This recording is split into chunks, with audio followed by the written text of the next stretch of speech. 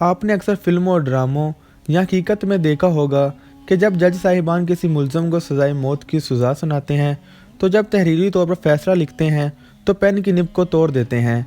क्या आपको मालूम है कि पेन की निब को क्यों तोड़ा जाता है और इसके पीछे क्या वजूहात हैं? तो आज की इस वीडियो में हम इसके बारे में बात करेंगे।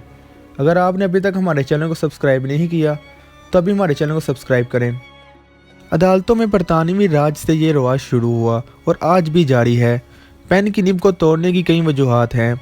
एक तो ये है कि वो पेन जो किसी की ज़िंदगी के खात्मे का फ़ैसला करे वो किसी दूसरे फ़ैसले के लिए इस्तेमाल ना हो।